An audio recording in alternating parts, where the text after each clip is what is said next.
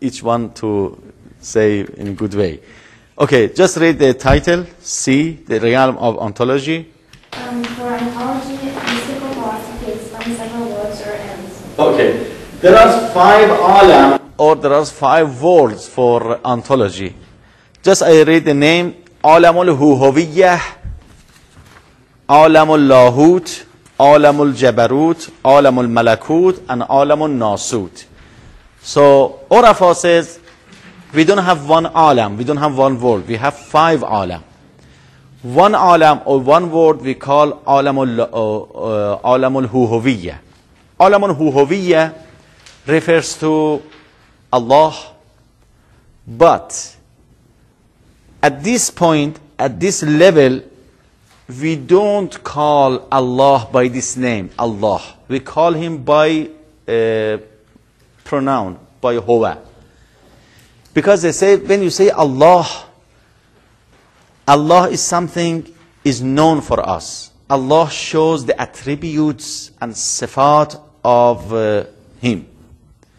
But when you use huwa, pronoun, zamir, it is very pure. There is no sifa in huwa. There is no. So before Allahness, we have huhuviyyah. We have the word of huwa. So first word is the word of huwa or huhuviyyah. And then we have the word of asma or sifat. Then we have the word of malakut and so on. So they divided alam and the word in 5 categories or in 5 kinds of alam. And then you can follow the meaning of each one. Now we go to the methodology. You can read the methodology. Methodology. Mystical experience and intuition is the main method of Islamic mysticism, Irfan. In this inner experience, the arif would have nothing to do with reason and conceptual understanding. He wishes to reach the very kernel and reality of existence, God, to become connected to it and witness it. Approaching the recognition of humanity in the arif's view, human perfection does not mean having a picture of the realm of existence in one's mind. Rather, it is to return by means of treading the spiritual path of progression to the origin from which one has come, to overcome the separation of distance between oneself and the divine essence, and in the realm of nearness to obliterate one's finite self to abide in divine infinitude. Generally speaking, to compare philosophy with mysticism, one may examine that the tools of the philosopher are reason, logic, and deduction, while the tools of the arif are the heart, spiritual struggle, purification, and discipline of the self and inner dynamism. So, just I give you some idea about the difference between methodology in philosophy and methodology in mysticism or Irfan. In philosophy, it's clear. We go by the way of reasoning, and we use our aql and reasoning, conception, mafhum. But in Irfan and mysticism, we use the inner experience, shuhud, intuition. We don't go to reasoning first. So first, Arif goes to his or her inside or inner experience, which is shuhud or intuition. Then, when he comes out from that shuhud, he brings all these knowledge to reasoning. And then by the language of reasoning, and the language of deduction, and the language of logic, he will talk to others. Okay? So Irfan and Arif first, he used internal experience. That's it.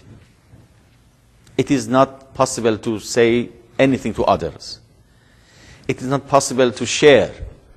There is no way.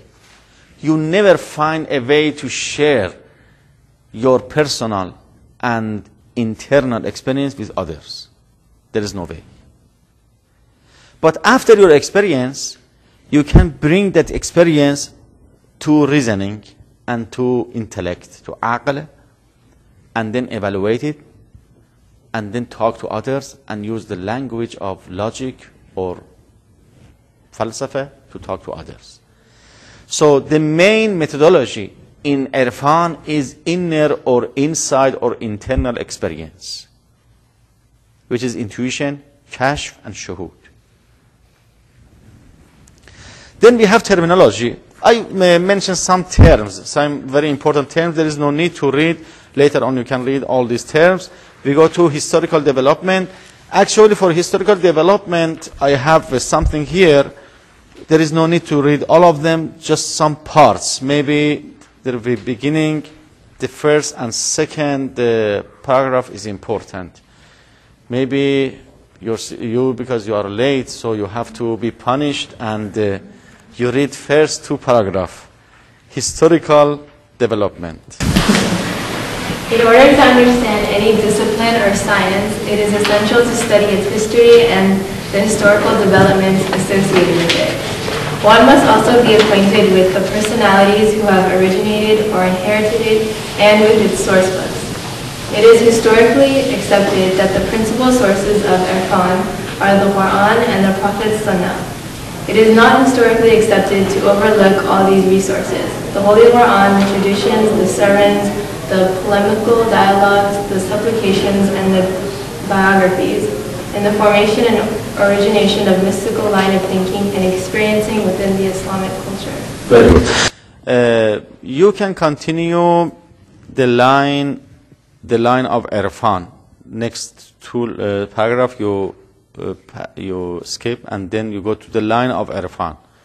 The line of Irfan, the Sufis, continues to the 2nd, 8th century to the time of Ibn Arabi, 7th/13th century. Islamic mysticism from the time of its first appearance has made progress one century after another. Each century produced great mystics who have developed Irfan, always adding to its heritage. This advancement had always been gradual, but in the 7th, 13th century, with the appearance of Ibn Arabi, Irfan made a sudden leap and reached the summit of its perfection. Yes, Muhyiddin. Muhyiddin, also known by the name of Ibn Arabi, is certainly the greatest mystic of Islam. Ibn Arabi took Irfan to a stage it had never reached before. He is known and named by the Arafah as Sheikh al-Akbar, the greatest Sheikh. His pupil and great followers, Sadr al-Din Qunawi. Yes. Qunawi. He was a disciple and son of the wife of Ibn Arabi. Qunawi was a contemporary of Khwaja Nasr al-Din al-Tusi and of Maulana Jalal al-Din al-Rumi. Qunawi provided the best exposition on the thought and ideas of Ibn Arabi. In fact, without Qunawi, it is claimed that Ibn Arabi would never have been understood.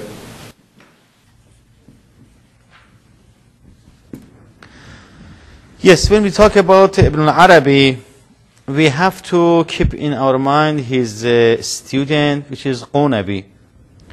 And if we say Ibn Arabi made a revolution in Islamic mysticism or Irfan al-Nadhari, he wrote hundreds of books and treatises and risala. But his major and main books are two, Al-Futuhat al-Makkiyya and Al-Fusus. Really, it's very difficult to understand these two books. Very difficult. And some Urafa, some ulama, some scholars, philosophers, they spend... This Al-Futuhat al-Makkiyya is about 10 volumes, very big. But Al-Fusus is very small, short, very brief. Somebody says Al-Fusus is a kind of summary of Al-Futuhat al-Makkiyya. But